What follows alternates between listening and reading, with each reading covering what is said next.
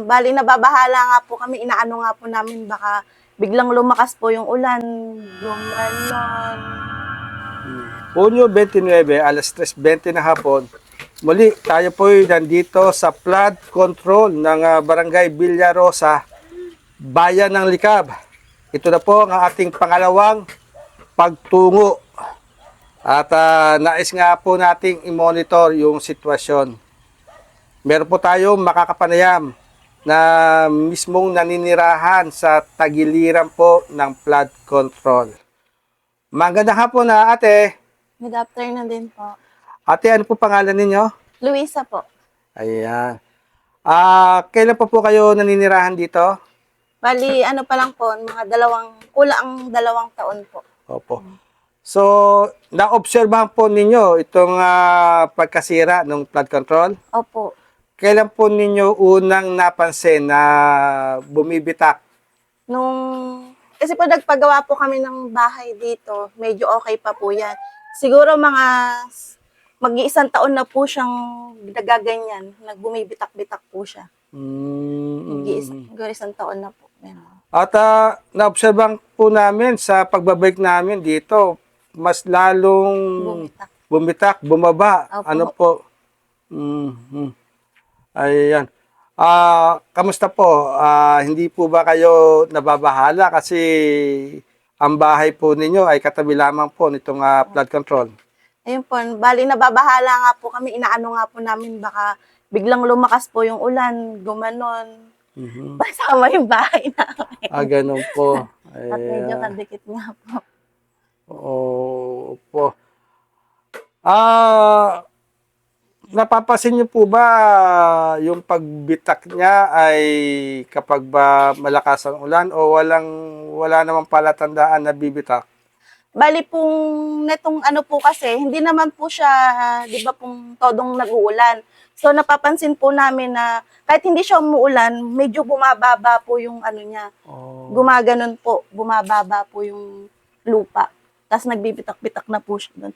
Mga ilang ano lang po, ayan, ito na po yung bitak niya, bigla na lang po bumitak na naman po doon sa banda po namin doon. Oo, dahil nitong mga nakarang araw, umuulan eh. Umuulan-ulan na po. Paano na po yung pag malakas na po yung ulan?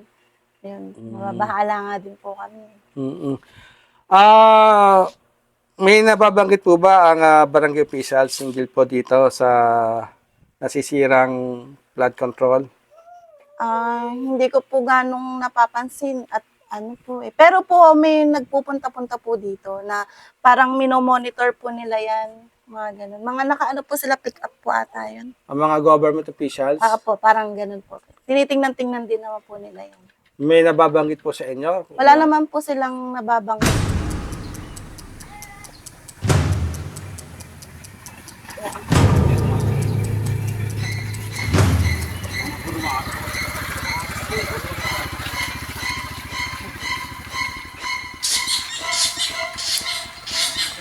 Ate naman po makakapanayam, yung Mr. po ni Ate Luisa. Ayan.